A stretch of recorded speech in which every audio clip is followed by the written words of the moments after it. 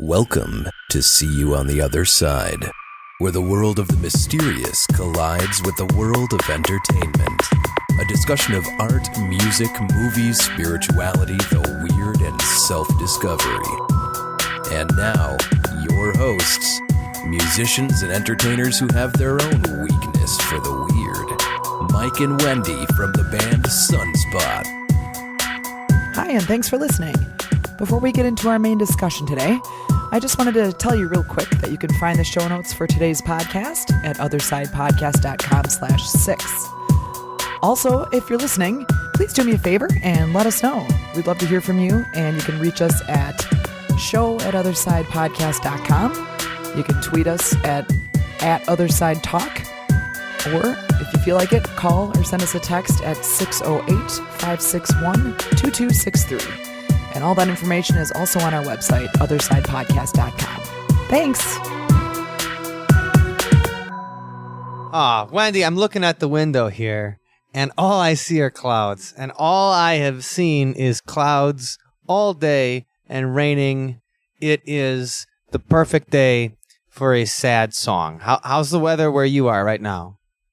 Well, it's sunny, but, you know... Okay, great. Not everybody's always happy in the sun, so...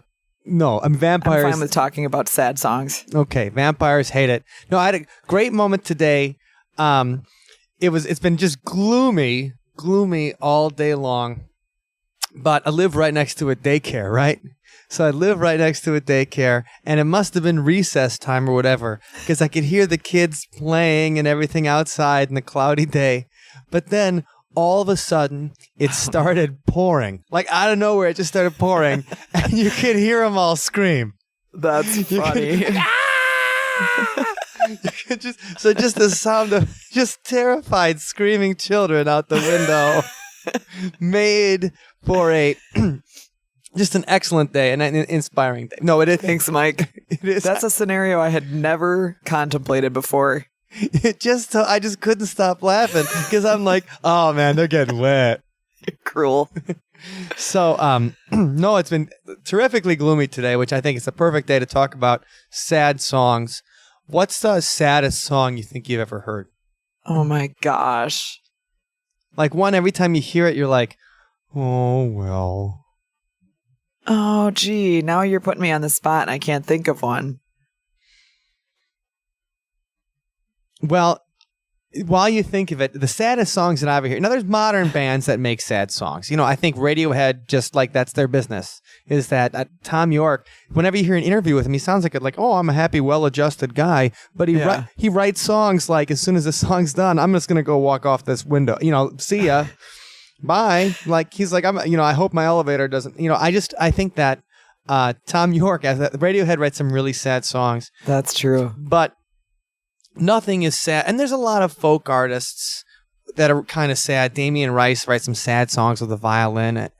But the saddest music is music from the Civil War. Yeah? You know, you listen to a song from the Civil War, you ever hear anything like that, and you just picture somebody laying in the grass or whatever. It's like, oh, no, I need my leg amputated or something like that. I just shot my brother. Like, it's horrible. Okay, so that brings to mind actually, like the Schindler's List theme song. Oh yeah, that's particularly heartrending. I mean, because especially after you see the movie and you have it locked into your head and associated to the horror of that movie and what people went through. So that's one I'd have to say is in the top. Right. Nobody's like, hey, there's a party tonight, and it's like, well, put on the Schindler's List soundtrack. Let's get it started. Right. Exactly. Yeah, but there's some really sad stuff. And that's the saddest music I can think of. It's probably the associations with the Civil War are the associations of dying, and obviously Schindler's List has an association with the Holocaust, right. But, I think we should talk a little bit about the saddest song in the world. Oh my gosh. And how do we figure that out? Like, well, I think we can figure it out because there's a song that's absolutely so sad that they said it led people to killing themselves. And we'll talk about subliminal messages and backwards masking in another episode, where people were saying that certain bands were trying to get their fans to kill themselves and stuff like that with subliminal messages. This is a song with no subliminal messages or anything like that. This is a song that's just so completely depressing that you hear it and the notes and the words make you want to kill yourself. That's crazy. Like it accesses a little spot in your brain that makes you... Yeah, it's music is mind control. It's, wow. Kind of thing. So okay, so there is such a song. You're saying there's a song out there. We probably shouldn't air it. Well, okay, we'll talk about that in a second. Okay. And there's also a movie called The Saddest Song in the World that came out a few years ago. There's nothing to do with the movie or anything like that. This is the saddest song in the world. And it's known as the Hungarian suicide song. And that's like a depressing thing right there, just to be like, yeah, the Hungarian suicide song. Because Hungary is not known as a happy place. Right, right. When you think of Hungarian music, you think of kind of a minor key and that type of... Yeah, you think of gypsies, actually. I think the Hungarian, I think of gypsies, the Roma people. Sure, yeah. So, okay, let's talk a little bit about it. In the U.S., it was known as Gloomy Sunday. So that's okay. I like that name a little bit better than the Hungarian suicide song. Yeah, it's weird when you try to buy on record. It wasn't really a popular record when it's like, this song will make you kill yourself. Like a marketing point. Yeah, like like that would be on the poster or whatever. Like you walk into Sam Goody or Virgin or whatever, and you're like, "Hey, you got that new Suicide track?" Oh, it was really popular among goths and cutters. It's not. Okay, no, that's not. All right, but let's just start a little history of the Hungarian suicide song. Okay, and it was written by Hungarian composer Retso Seres in 1933. So it is 81 years old this year. I mean, so that was very early on in when were the first recordings like accessible to people? The Victrola and whatnot. Like, well, no, they were doing that in the early 1900s and the late 1800s and stuff like that. I mean, I was wondering if it had to be played live, that would change the dynamic of. Right, that would make everything horrible. Like, it's like, yeah, no, we're gonna play for you a song that's gonna make you kill yourself tonight. Nobody did that. Right, because I've done shows where people leave the room, but that's an altogether different kind of experience. Yes. No, I've been at shows where I wanted to kill myself because of listening to the band. I mean, that's not even that weird. Okay, so there's a couple of different accounts about how this song came to be.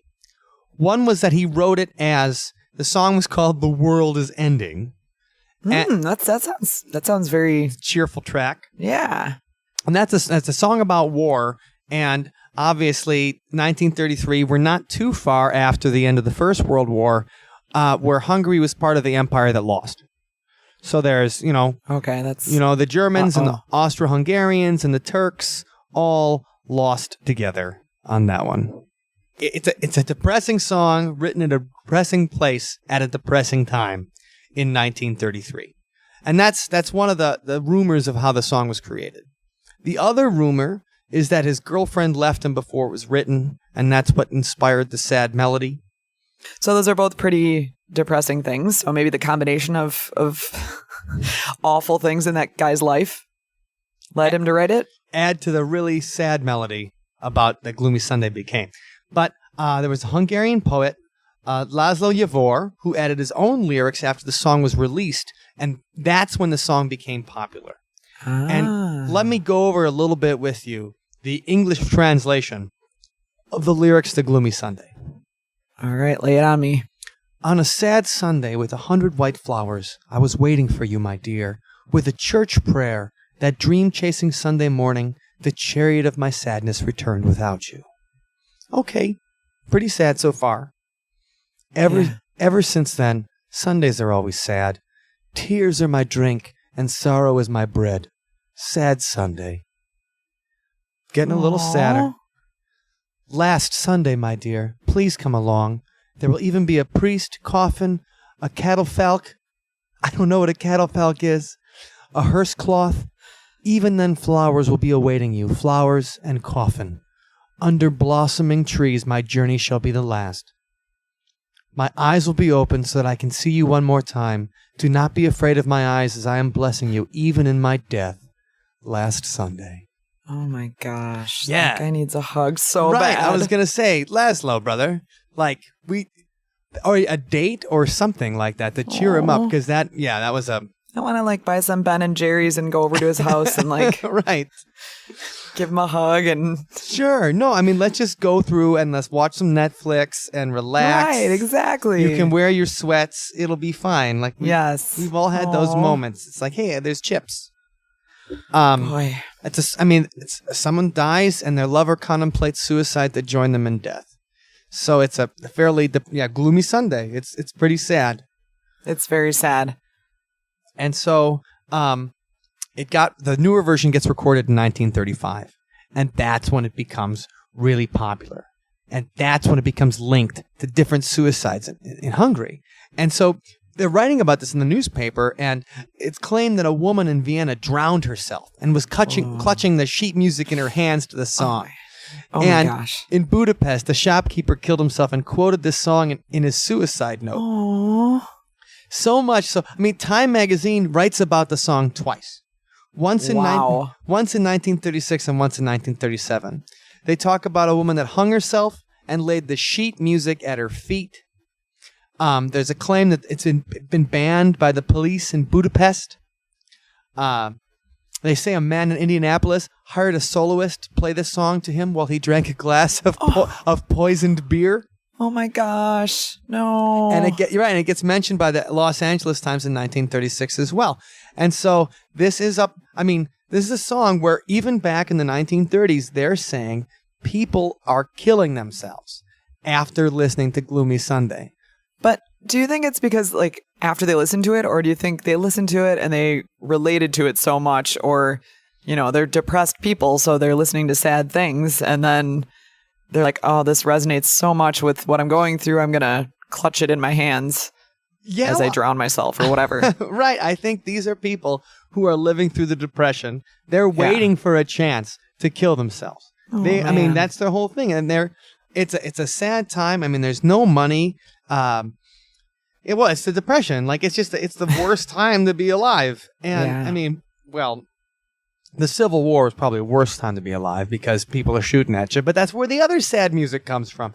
That's true. I mean, the Great Depression is terrifying. I mean, when you think about it, you think about the Dust Bowl, and I mean, it sounds like everything sounds horrible during the Great Depression. Like, you grow up and you're like, oh my God, everybody's so dirty. People are jumping out of buildings. There's no money. Guys are living in Hoovervilles, whatever they used to call them. People don't know where their next nickel is going to come from. Right. People are starving. They're trying to take care of kids. There's no internet. This is living in hell. Oh my gosh. And so I think these people were waiting to kill themselves, and then they hear a song that's so sad, a song that talks about suicide. They're like, you know what, Laszlo, you're right, man. Let's do it. Let's get out. So it like pushes them over the edge, as opposed to being something like, oh, I thought of another sad song. What's that? That Donnie Darko song. The Mad World or whatever. World. Yeah, that is a sad song. That one makes me like, every time it gives me a chill. It is. That's a good one. It's a great movie too. We'll talk about time travel in music and movies and stuff like that. Oh, so much to talk about. There is a million things to talk about. But we're staying on the sad song, Gloomy. Right. We're not talking about happy things like traveling through time. We're talking about sad things like killing yourself in the Dust Bowl in the Great Depression, drinking a glass of poisoned beer while a violinist plays this song for you or somebody sings it to you. That must be a just cold-hearted stone violinist. Like, sure, I'll do it. Give me $5. Right. It's a musician getting the paycheck. You think they're going to turn that down? You're like, he's going to kill him. I mean, it sucks. That sucks. He's going to die, but I mean, at least as long as the check's good. Sort of like a Kevorkian of the music world. Yes, right. Dr. Kevorkian of the music world. I will play the sad music for you. And drink your glass of poisoned beer. Oh my gosh. Okay. So they made an English language version soon after, and it was written by Sam Lewis. Okay, now Sam Lewis, we don't know about him too much today. I mean, he's like nobody sings his songs all the time today. Like they might sing an Irving Berlin song or something like that. But he was a composer and a songwriter, kind of at that level. So I think, has anybody seen My Gal? That might be his most famous song. Or How You Gonna Keep Them Down on the Farm After They've Seen Perry? Never heard of either of those. I know the How Can You Keep Them Down on the Farm song. My mother used to quote that song because it was popular when she was a youth. You're gonna regale us with a little line of the music? I don't know. It's just like, how do you keep them down on the farm now that they've seen Perry? I just made that to sound old. Okay. Well, I remember a little bit, but that was just made to sound old timey. You know, we can Google it, no problem. Okay, so and the thing is, he adds a third verse to it. So you can look over the English lyrics to it. And he adds a third verse that kind of cheers it up. Oh, so it kind of just says like, so Sunday is gloomy, my hours are slumberless. Dearest, the shadows I live with are numberless. Little white flowers will never awaken you, not where the black coach of sorrow has taken you. Angels have no thoughts of ever returning you. Would they be angry if I thought of joining you? Gloomy Sunday. Gloomy is Sunday, with shadows I spend it all. My heart and I have decided to end it all. Soon there'll be candles and prayers that are sad, I know. Let them not weep. Let them know I'm glad to go. For death is no dream, for in death I'm caressing you. With the last breath of my soul, I'll be blessing you. Gloomy Sunday. So right now, that's it. Kill that yourself. Certainly does take a different twist, doesn't it? Dreaming. I was only dreaming. I wake and find you asleep in the deep of my heart here. Darling, I hope that my dream never haunted you. My heart is telling you how much I wanted you. It is more cheerful, but it's still a pretty morbid thing. Because it's like, hey, guess what I had this dream about? Well, in the dream, you died, and so I wanted to kill myself, and then I did. Hi, let's have a great day together. Like, if I said that in the morning to my wife, she'd be like, wow, go back to sleep, freako. That's true. I mean, but at least the effort was made to make it not end quite so darkly. Yeah, and the melody at that part, too. Like, dreaming, I was only dreaming. It's like meant to be like, hey, guess what? You know, let's pick this one up before, you know, somebody drinks a glass of poison beer around here. But no, I mean, this... So when they redid the American version or the English version, they wanted to make it more cheerful. And so Gloomy Sunday, they picked it up. And the most popular version of the song, I think the one that a lot of people have heard, the people that didn't kill themselves that are still around, was by Billie Holiday. Oh, okay. So the Billie Holiday version is from 1941, and that's probably the most famous, popular version of Gloomy Sunday. Now, wonder how she decided to record that one. Well, it's a popular song, and it just like maybe she was just looking to make her fans kill themselves. I'm not sure, or right, like let's pick this one. Yeah. It probably was. It just was. The guy wrote a version of it. They're like, hey, let's give it to Billie and see what she thinks. And it's a nice melody, and you'll hear it. You'll hear the song in a little bit, so you'll hear it's a really nice melody, even if it is kind of a sad one. But she certainly isn't the only person to record it. I mean, there's a lot of versions of Gloomy Sunday, including another jazz great Lou Rawls did it in the 1960s. Ray Charles did a version in 1969. That sounds fun. Elvis Costello did one in 1981. Wow. Yep. Big names. Right. A band called Christian Death did it in 1986. And the Dead Milkmen, tongue-in-cheek, put it in a song called The Blood Orgy of the Atomic Fern. Man, it's like every genre has covered it. That's pretty incredible. Yep. Marianne Faithfull, who now she used to be. I remember her.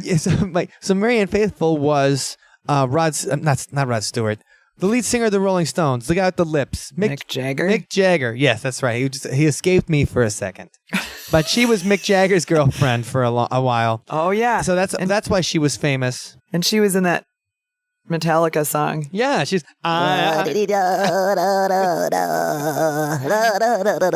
That's right. So just hearing her sing that song made me want to kill myself. So I can see how her version of Gloomy Sunday would do it too. Oh my gosh. That shouldn't be allowed. Sinead did it. That Gloomy Sunday is the song that made her shave her head. She was so sad. She's like, I'm going to shave my head. Anton LaVey, who was Anton LaVey was the founder of the Church of Satan in the United States. And we're going to talk more about Anton LaVey because before the end of his life, he became friends with Marilyn Manson and stuff like that. And he's great because Anton LaVey would have like show tune old time jazz sing-alongs and stuff like that. So really fun. So, I mean, jazz hands. Like Anton LaVey. Well, we'll talk about the Church of Satan when we talk about that. Sing about Satan. Oh, Yay. 1, a 2, a 1, 2, 3, go. That exactly. Like he sang happy music and everything, and we'll talk about that because the Church of Satan isn't what people think it is.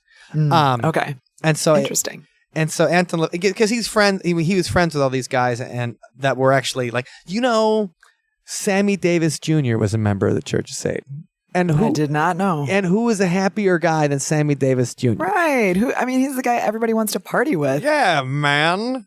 Right. That's jazz hands. Who knows jazz hands like Sammy Davis? Oh, man. We'll get there. Sarah McLachlan. Who knows sadder songs than Sarah McLachlan? Good point. Oh, that one commercial with the dogs. Yeah. I can't even. I have to change a station when that comes on. Right. How many times has that commercial with the dogs made you want to slit your wrists? You cannot see it without a tear appearing in your eye. In the arms of an angel. Oh my gosh. And then all those puppy dogs with the sad faces. Right. Unless you donate money, you are a horrible creature. Like, what are you doing, Sarah? It's very effective, I think. I think it is too. So her version of Gloomy Sunday, I think, was just a that was a warm up for the Arms of the Angel, and they should put that song in the. Well, no, they don't. It could have. Maybe it inspired her to write that one. Who knows? It could have been. The Smithereens did it. Jeez, this list is huge. Yeah, they did it in the 90s though, so nobody cared. Is this like the most covered song ever? No, of course not. But, yes, Yesterday is the most covered song. Okay, I believe that. I believe a great song. I believe in Yesterday. Hey, thanks for the softball. Just a bit outside. Okay. So the Kronos Quartet, that string quartet. Oh yeah, I like the Kronos Quartet. Sarah Brightman did it. Oh. Yep. There's a bunch of bands I haven't heard of after that. Bjork. Oh yeah, Bjork. I think I've seen. Yeah, Bjork did a video for it too, I believe. Cool. So you can see Bjork do it in her weird, quirky Icelandic way. And and then it became a bigger hit just this year. Hold on, to see if I can find this. What? On a Norwegian talent show. Oh, like American Idol, something like that. Yeah, but this is Norwegian Idol. This is a really young girl. It's like a 7-year-old girl sings Gloomy Sunday, and it was making the rounds on the viral videos and stuff. And so, actually, when you look up Gloomy Sunday, you will find... The thought of a child singing that song is... Right. Children shouldn't have to think about those things. Well, if you think about Romeo and Juliet, though, like Romeo and Juliet's a story, and spoilers for Romeo and Juliet, in case you haven't, I don't mean to spoil you on it, but, they get so sad, they kill themselves, she kills herself. Right. And he's like, hey, just faking, too late, so that he kills himself, too. Which is a total bummer. Gotcha. Oops. But you'd think that, just speaking of, you think it's an overload of sad, and that we find that ridiculous or whatever. But did you see that Precious movie? No, I didn't. The one that got a bunch of Oscars? Yeah. It's very well acted. Yeah. No question. It's well acted. It's well put together. It touches all the right heartstrings, and the girl puts on a really great performance. And it's a good film. But it's almost too unbelievable because it's sad after sad after sad. This girl has a horrible relationship with her mother, and she's a victim of incest with her father, and and then she's got AIDS, And then she needs help. It's like all these things come in and you're just like, my precious. right. I expect this thing to stop like and just go, worst day ever. Or it's just a commercial. Are you having a bad day? That's the kind of, but so at the same time, these things where we just pile on the sad after sad, that hasn't changed that much over time. Even from Shakespeare's time, that we think, like, if we heard a story like Romeo and Juliet, which Gloomy Sunday is just like the ending of Romeo and Juliet, that we're like, well, it's all ridiculous and we wouldn't buy it. But we still buy that stuff and we still eat that stuff completely up, even hundreds of years later. Right, that's true. But no, if you look up, Gloomy Sunday, 8-year-old or whatever, amazing. Okay, it's like on YouTube. Let me see how many views it has. It's got 8 million views. What? On YouTube? Amazing 7-year-old sings Gloomy Sunday, Billie Holiday, Angelina Jordan, and my favorite. The name of the talent show is Norska Talentar. Norska Talentar, where you win big. Oh, my goodness. Oh, I love it. And so it's just like America's Got Talent or Britain's Got Talent or whatever. But no, and so she won real big with the whole season and her version of Gloomy Sunday. So Angelina Jordan does not sound like a Norwegian name whatsoever, does it? It really does not. It sounds like an American name. No, I'm in Minneapolis right now and everything sounds Norwegian. And we're like, Angelina Jordan, she's from Norway? Ah. So Billie Holiday records the most popular version, and that version gets banned by the BBC for being too disturbing. These are adults that make this decision. It becomes banned by the BBC until 2002 for being too disturbing. That's very recent. Right. And when you think about all the disturbing things on the television nowadays, I mean, wow, that's quite a statement, really. Yeah, and so I think so it gets banned in 1941, right in the middle of the Second World War. And going back to talk about the Second World War a little bit, the composer of the song, the original composer, did kill himself in Budapest by throwing himself out a window. Oh. It's not a rumor. It's not one of those things like you're like, oh yeah, this guy killed himself. No, he killed himself. It was in the New York Times, which, I don't know how much you trust it, but I trusted their obituary section enough. He had a tough life, though. He was Jewish, and he went to a Nazi prison camp in the Ukraine, and his mom died there. Then after the war, he became a trapeze artist and a circus performer. So he was multi-talented. He was a performer. Yeah. But he said he was depressed. He'd never write a song as popular as Gloomy Sunday ever again. Aww. And so he was depressed that the depressing song was. Oh. In the late 60s, he killed himself. Gosh. Well, man, that guy, I feel really sorry for him. I do too. Whenever you feel like that. So what a miserable way to live. They made a German film about the song in 1999. Ein Lied von Liebe und Tod, a song of love and death. And so you can see that. I don't think it's on Netflix, but I think you can. It's on the DVD version, so you can get it that way. And the saddest song in the world. So a little bit into something we went through before. So what was going on that made people kill themselves in that time? Number one, Hungary historically has had the highest suicide rate among Western nations. So, it's a place where more people kill themselves than others. And then also, we were talking about America in 1937, 1938. We had an increase in suicides because of the economic downturn, and we're in the middle of the Great Depression, and we weren't yanked out of it until the Second World War. Why was it banned in England? Well, in England, they were just coming off the Blitz. This is 1941. They're in the middle of the war. I mean, London was bombed every day by Germans for a long time, and it was terrifying. The V-2 rockets and everything. So you were in a place where it was just people were already down. It was a terrifying time to live. And so you have a song that's really sad, and sometimes things just become cultural touchstones. And this was one of them. So, well, that was a very interesting bit of a little bit history on the saddest song in the world. So why don't we listen to our version of it, Wendy? All right, I think that sounds like a great idea. Okay, get your handkerchiefs.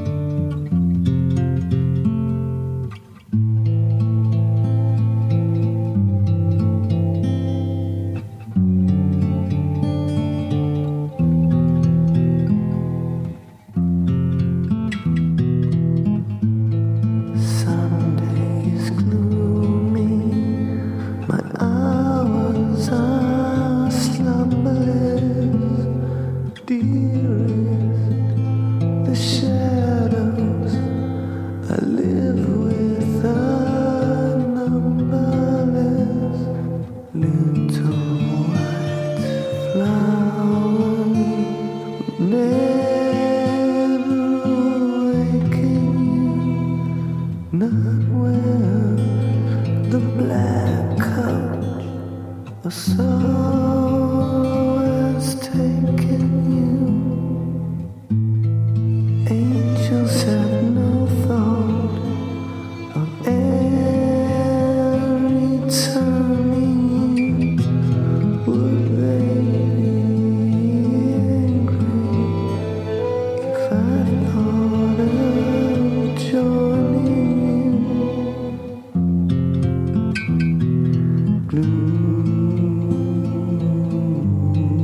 Gloomy Sunday.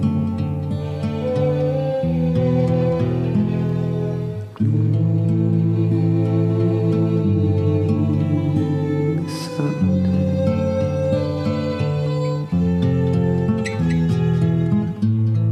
Gloomy Sunday, with shadows I spend it all. My heart and I have decided to end it all. Soon there'll be candles and prayers that I said I know. Let them not weep, let them know that I'm glad to go. Death is no tree, for in death I'm caressing you with the last breath of my soul. I'll be blessing you.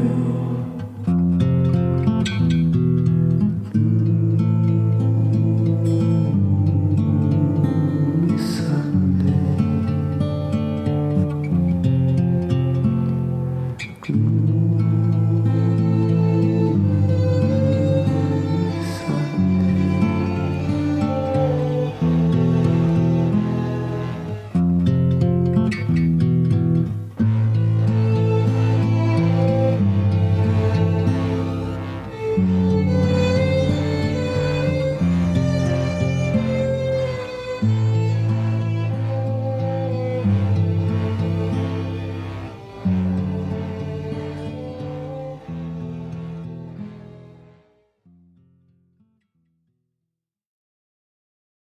Thank you for listening to today's episode. You can find us online at othersidepodcast.com. Until next time, see you on the other side.